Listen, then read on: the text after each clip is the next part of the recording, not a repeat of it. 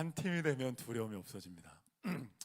오늘 본문에 보면 1절에 이제 사도 바울이 2차 전도 여행 중에 이제 빌립보로 갔다가 데살로니가, 베레아 갔다가 이제 아테네에서 고린도로 가게 됩니다. 고린도는 굉장히 신약 성경에서 문제가 많은 도시고 문제가 많은 교회였습니다. 사도 바울이 가장 가슴 아프게 그 편지를 쓴 책이 고린도 전서고 가장 속을 많이 썩인 교회가 고린도 교회였는데, 왜냐하면 고린도라는 도시가 그만큼 타락한 도시였고 또 요충지였고 거기 가면 아프로디테 신전에 1000명의 여사제가 그곳에서 제사를 드리는데, 사실 이제 이런 말 하긴 좀 민망한데 거기서 그 여사제와 성전 매춘을 하는 것이 아프로디테의 신을 섬기는 것이라서 성전 매춘이 이루어졌었어요. 그러니까 말초적인 모든 쾌락을 자극하고 풍요를 약속하는, 그래서 정말 타락한 도시에서 당시에 이제 고린도나이즈 이렇게 영어로 하면 거짓말 잘한다 이런 뜻이었을 정도로 그렇게 타락한 도시였습니다. 아테네에서 철학자들과 막 상대하다가 사도 바울이 고린도에 이르는데 어떻게 1절에 보면 혼자 옵니다. 혼자 와서 굉장히 지친 상태로 고린도에 도착했는데, 아테네에서 철학자들과 싸우면서 지친 상태로 왔는데 고린도가 또 타락한 도시인 거예요. 엄청난 그런 우상의 기운이 있는 도시가 있거든요. 저는 인도랑 아프리카 선교를 꼭 가보고 싶은데, 인도에 가면 그 힌두교의 그 소리, 예배하는 소리와 향내와 소나 원숭이 막 흰 쥐를 숭배하는 그런 그 분위기에 굉장히 눌린대요. 그 자체가 그냥 이슬람 소리 들고 힌두교도 이렇게 막 이거 아프리카인데요? 죄송합니다. 한냐 이건 아프리카고 이렇게 하는 그런 예배. 되게 눌린대요. 사도 바울이 왜 빵 터졌죠? 사도 바울이 고린도에 딱 들어가자마자 이 고린도의 굉장한 음란함, 우상 숭배의 기운에 지친 몸으로 온 거예요. 지친 몸으로 왔는데 눌려 있었던 거죠. 고린도에 도착했던 사도 바울의 심정을 고린도서 2장 3절에서 본인이 이렇게 직접 고백해요. 내가 너희 가운데 거할 때 약하고 두려워하며 심히 떨었었다. 완전 탈진된 상태로 고린도 땅에 도착하게 됩니다. 열왕기상 18장에 보면 엘리야가 완전히 탈진하거든요. 구약 성경에서 가장 강력한 선지자가 엘리야였는데 완전 탈진해서 로뎀나무 아래서 뭐라 하냐면 하나님 이제 생명을 거둬 가십시오 이렇게 말해요. 사도 바울, 신약 성경에서 가장 강력한 사도가 사도 바울인데 고린도 도착했을 때 완전 탈진합니다. 사실 이런 장면 보면 좀 위로될 때가 있어요. 그렇지 않나요? 정말 구약 성경의 불굴의 선지자 엘리야, 신약 성경 최고의 사도인 바울이 탈진해서 힘을 잃고 삶의 의욕을 잃을 때가 있었다는 거예요.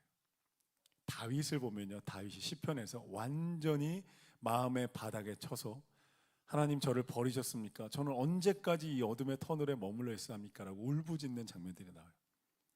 여러분, 그래서 성경이 우리에게 위로가 되는 거예요. 연약할 때 하나님 정죄하지 않으신다는 거예요. 절대요. 여러분, 오해하시면 안 돼요.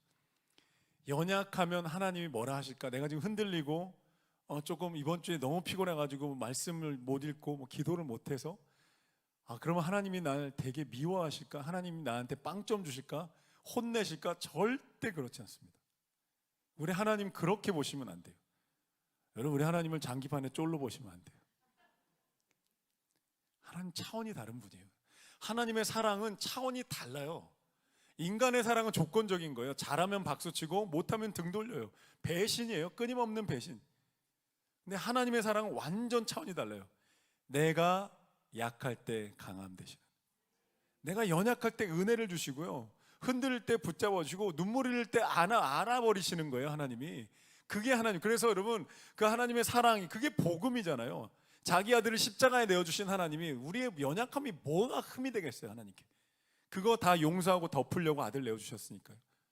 그래서 하나님 그 은혜가, 하나님의 그 자비하심과 긍휼하심이, 그 은혜가 교회 안에 있으면 교회 안에 들어와 예배하고 기도하고 사람들을 만날 때 사람들의 내면이, 속사람이 살아나고 회복됩니다. 치유됩니다. 그게 진짜 교회인 거예요.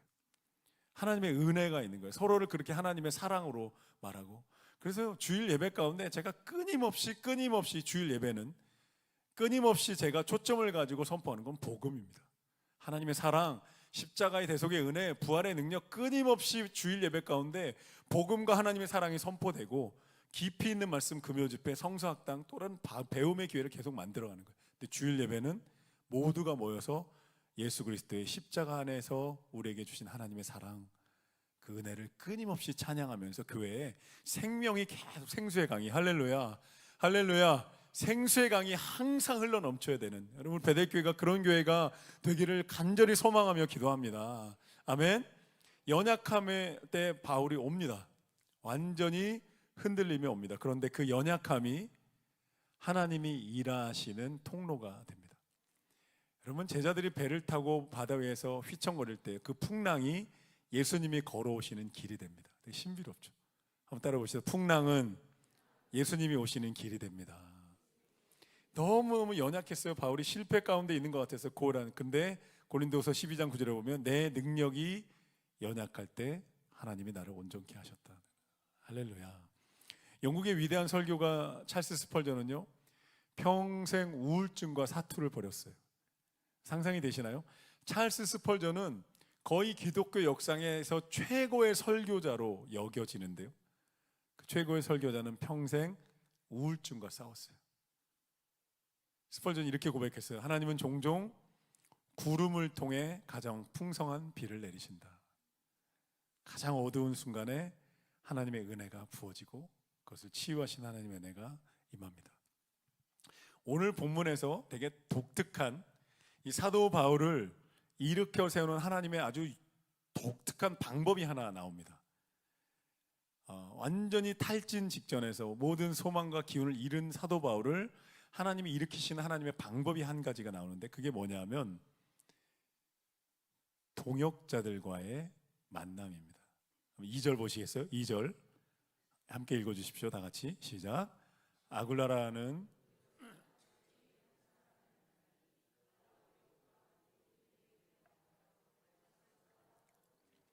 그 안에 브리스길라와 함께 이달리아로부터 새로 온지라 바울이 그들에게 가매. 3절 생업이 같으므로 함께 살며 일하니 그 생업은 천막을 만드는 것이었더라. 아멘.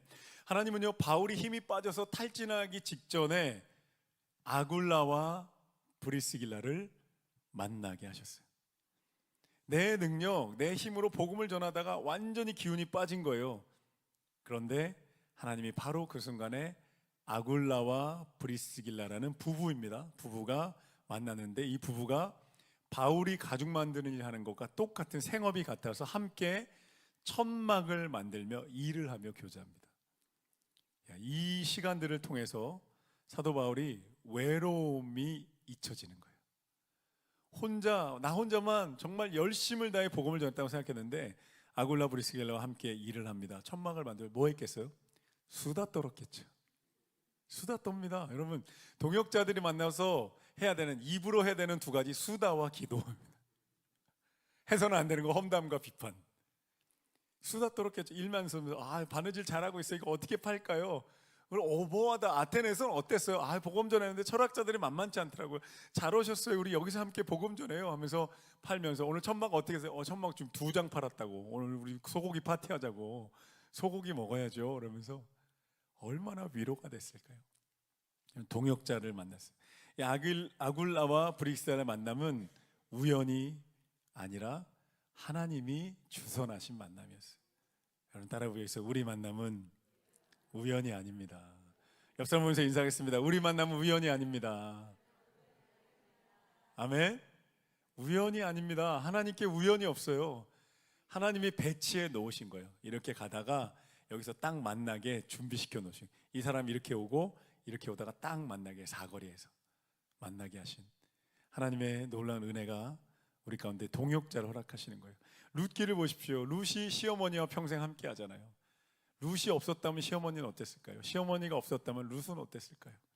둘이서, 과부 2명이서 서로 의지하면서 함께 살아가면서 그 둘을 통해서 누가 태어나요? 다윗 왕이 태어나요. 놀라운 하나님의 손길이 있는 거예요. 오늘 본문에서 하나님이 바울을 어떻게 이렇게 세우는가, 여러 가지 하나님의 쓰시는 카드가 있는데, 오늘 본문에서 또 뒷부분에 또 나오는 카드가 동역자와의 만남입니다. 만남의 축복이 있는 거예요. 제가 작년 송구영신 예배 때는 못 나눠드렸고, 재작년에 여러분 기억나십니까? 이렇게 포스터 A4, A3 큰 걸로 자녀를 위한 기도 일, 월, 화, 수, 목, 금, 토 해가지고 오늘 성경 말씀하고 우리 이름 은결이가 하나님의 축복을 누리게 해주세요, 이런 기도문 포스터 나눴는데 작년 송구영신 예배 때 못했어요. 이번 어린이 주일에 이번에 배부하려고 준비 중에 있는데 제가 문구를 막 썼어요. 7개를 만들었는데 그 중에 하나 뭐냐면, 하나님, 우리 아이가 만남의 축복이 있게 해주세요. 그래서 만남의 축복입니다. 그 다음에 1순위가 뭐냐면, 하나님, 우리 아이가 평생 마음과 뜻과 힘을 다해 하나님을 사랑하게 해주세요. 이런 제가 직접 7개 문장 만들어서 성경 구절 연결해서 우리 초등부 한보라 전사님에게 디자인 의뢰해놨어요. 멋있게 만들어 달라고. 어린이 주일에 배부하면 자녀들을 위해 기도하면 좋을 것 같아요. 자, 아굴라 브리스기를 만나서 이제 한 번 힘을 얻어요. 그래서 4절에 보면 안식일마다 이제 회당에서 강론하고 유대인과 헬라인을 권면합니다. 혼자 갔을까요? 아니죠. 아굴라와 브리스길라가 함께 갑니다. 얼마나 든든했을까요? 혼자 싸우다가. 그리고 또 보십시오. 5절 보십시오. 또 다른 동역자들이 옵니다. 한번 읽어주십시오. 5절 다 같이 시작.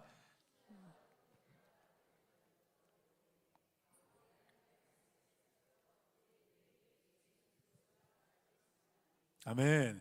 실라와 디모데라는 아주 함께 어려운 길들을 함께 헤쳐온 동역자들이 고린도에 있다가 뒤늦게 합류합니다. 왜 따로 왔는지 모르겠어요. 아마 아테네에서 공격당했을 거예요, 유대인들에게. 그래서 바울만 급히 고린도로 간 것 같아요. 저 멀리서 실라와 디모데가 걸어오는 거 얼마나 반가웠을까요? 얼마나 반갑겠어요. 제가 혼자 막 청소를 하고 있는데 저쪽에서 유동규가 이상엽이 딱 나타나면 제가 얼마나 반갑겠어요. 빗자루 쥐어요. 함께 합시다. 얼마나 반가웠을까요? 새로운 동역자를 만난 거예요. 그래서 함께 천막을 만들면서 막 즐겁게 막 이제 동역을 시작했는데, 오랜 시간 함께 인고의 생활을, 고난을 함께 겪으면서 열매를 함께 보았던 실라 디모데가 저기서 옵니다. 얼마나 천군만마를 얻은 것 같았을까요? 막 영적 아드레날린이 솟구쳤을 거예요. 어제 힘들었던 마음, 혼자라는 마음, 지치고 탈진했던 마음 다 잊혀지는 거예요. 오늘 내 옆에 누가 있어요? 어제까지는 혼자였는데 오늘 내 옆에 4명의 동역자가 있는 거예요. 할렐루야. 할렐루야. 신에게는 아직 12척의 배가 남아 있습니다. 바울에게는 4명의 동역자들이 쫙. 그래서 어떻게 되는지 한번 보세요. 되게 재밌는 표현이, 말씀을 좀 이렇게 좀 보다 보면 4절에 아굴라 브릭스길라 함께 회당에 가서 강론하고 권면했습니다. 그런데 5절 보십시오. 실라와 디모데를 딱 만나고 바울의 온도가 바뀝니다. 하나님의 말씀에 붙잡혀. 할렐루야. 하나님 말씀에 붙잡혀 힘이 났다는 거예요. 동역자들이 2배로 늘어나니까 말씀에 완전히, 이게 헬라어 원어로 보면 전념하고 완전히 강권하게 되게 된다는 거예요. 동역자가 막 4명으로 불어나니까 바울이 막 힘이 난 거예요. 말씀에 붙잡혀 어떻게 합니까? 유대인들에게 예수는 그리스도라 밝히 증언으로 바뀝니다. 이때 재밌는 온도 차이예요. 4절에서는 강론하다가 이렇게 가르쳤던 거예요. 근데 5절에 그러니까 증언하는 거, 맞다는 거예요. 내가 봤다는 거예요. 예수가 하나님이고 십자가에 죽으시고 부활하신 우리의 유일한 메시아이다. 할렐루야. 할렐루야. 바울이 막 증언하기 시작했다는 거예요. 어떻게 해요? 왜 온도가 바뀌었어요? 혼자 있던 바울 옆에 동역자가 생긴 거예요. 여러분, 동역자가 그렇게 중요한 거예요. 신약 성경에 서로라는 말이 50번 나옵니다. 혼자 신앙생활하는 거, 그거 그냥 내가 혼자 신앙생활 해볼게요 이런 사람들 있습니다. 코로나 전부터 있었고 더 많아졌죠. 혼자서 내가 성령의 감동도 있고 예배의 감동도 있어요. 말씀도 전하고 있어요. 그렇게 말하는 사람들 있는데, 혼자 신앙생활 하라고 하나님 말씀하신 적이 한 번도 없어요. 언제나 내 백성아, 내 백성들이여 나의 교회여, 이렇게 말한다고요. 공동체 안에서 서로 부대끼며 성장하고. 여러분, 혼자 신앙생활하는 사람들은 헌신이 없어요. 혼자 생활하는 사람은 부딪힘이 없어요.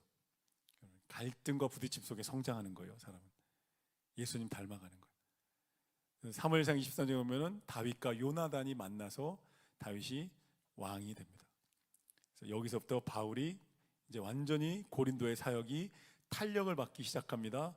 그리고 막 회심자들이 나오기 시작합니다. 7절에 보면 디도 유스토라, 하나님을 경외하는 디도 유스토를 만납니다. 8절에 봅시다. 회당장 그리스도가 믿습니다. 많은 고린도 교인들이 사람들이 믿고 세례를 받습니다. 할렐루야. 역사가 나타나기 시작하는 거예요. 동역자들이 옆에 함께하기 시작할 때 놀라운 역사가 나타나요. 사랑하는 성도 여러분, 하나님이 여러분 만나고, 우리가 그래서 셀교회로 가는 거죠. 그리고 함께 팀을 만드는 거예요. 여러분, 사랑들 혼자 걸으면 안 됩니다. 언제나 동역자들이 옆에 있어야 됩니다. 서로 버팀목이 되어주고 서로 붙들어주면서 우리는 이 믿음의 길을 갑니다. 옆 사람 한번 보시겠어요? 위아래로 한번 이렇게 훑어보시면서 인사하겠습니다. 당신은 하나님이 내게 주신 선물입니다. 아멘. 아멘.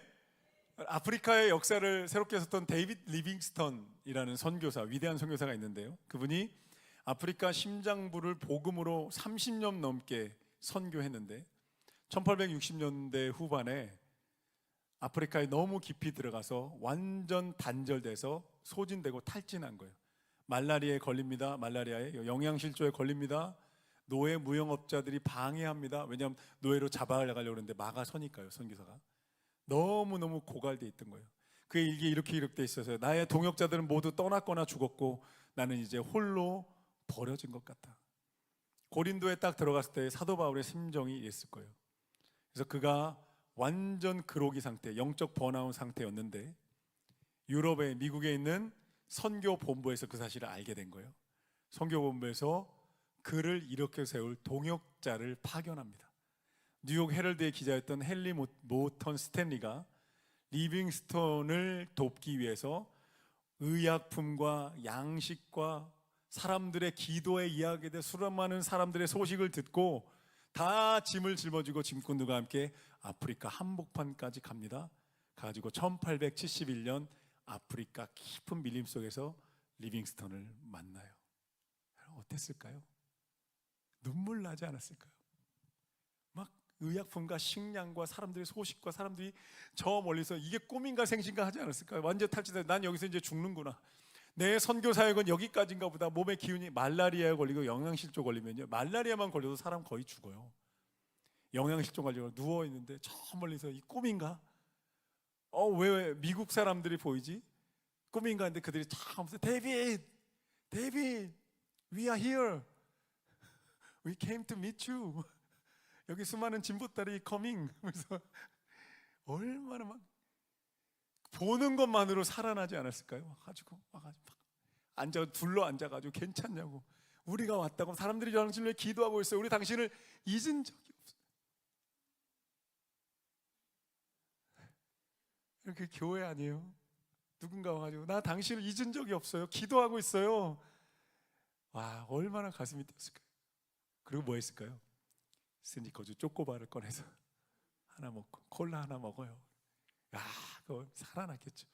데이빗 리빙스턴이 살아납니다. 완전히 회복됩니다. 그리고 그가 이 스탠리라는 그 동역자와 함께 탄가니아 호수 북단을 탐험하면서 사역의 지경을 넓힙니다. 리빙스턴이 일기에 이렇게 기록합니다. 스탠리가 온 이후 나의 영혼은 다시 젊어졌다. 하나님은 나를 잊지 않으셨다. 할렐루야. 누굴 통해서 위로하셨어요? 동역자를 통해 위로하신 거예요. 성령을 통해 위로하십니다. 예배를 통해 위로하십니다. 기도를 통해 위로하십니다. 여러 가지 위로 가운데 하나님이 쓰시는 방법 가운데 하나는 동역자를 보내서 그의 체온을 느끼게 하시고, 눈동자를 바라보며 위로하게 하시고, 먹을 걸 사주게 하시고, 음식 사주게 하시고, 봉투를 주게 하시고, 껴안아주게 하시고. 할렐루야. 하나님이 그렇게 우리를 위로하신다고요.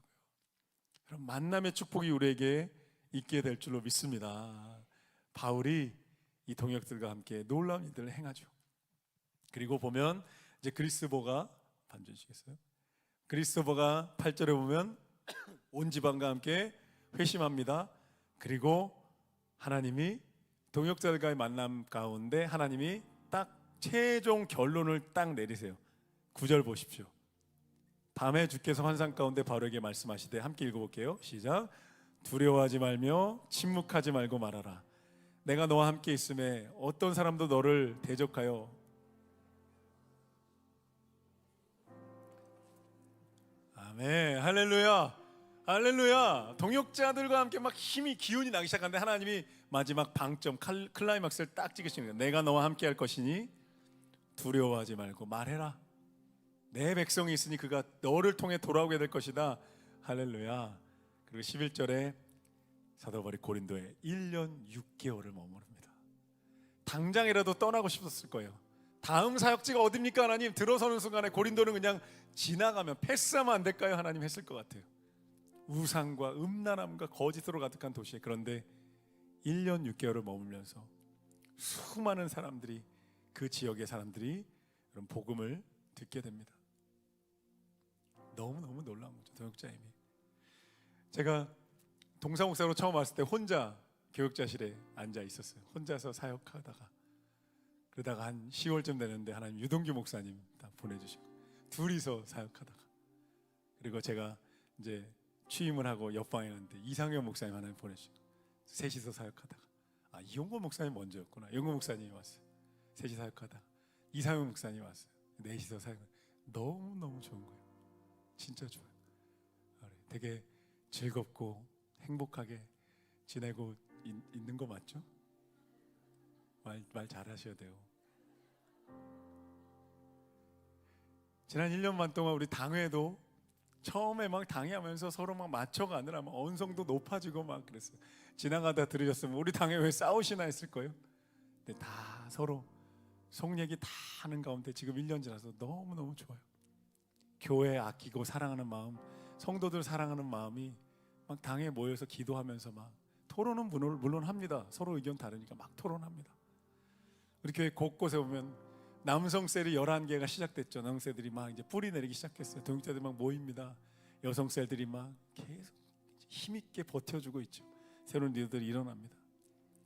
너무너무 감사하고, 여러분, 동역자들과 함께 하는 것이 교회고요, 그 동역자들을 통해 하나님의 은혜가 흘러옵니다. 아멘. 내 옆에 있는 사람이 하나님이 내게 주신 선물입니다. 그게 교회입니다. 우리 그런 교회 함께 더욱더 강력하게 세워가게 되기를 간절히 소망합니다. 그러면 동역자들이 사랑의 공동체를 만들기 시작하면, 서로 겸손으로 하나 되고 사랑으로 하나 되고 서로 아껴주는 마음으로 하나 되기 시작하면요, 그곳에 무엇이 임하냐면 9절에 주님의 말씀이 임하는 거예요. 할렐루야. 말씀이 임하면 말씀이 능력으로 역사하기 시작합니다. 그래서 우리 교회 문턱을 넘어 들어오는 모든 이들마다 인생이 살아나고 꿈이 살아나고 아픔이 치유되는 역사가 나타나게 될 줄로 믿습니다. 아멘.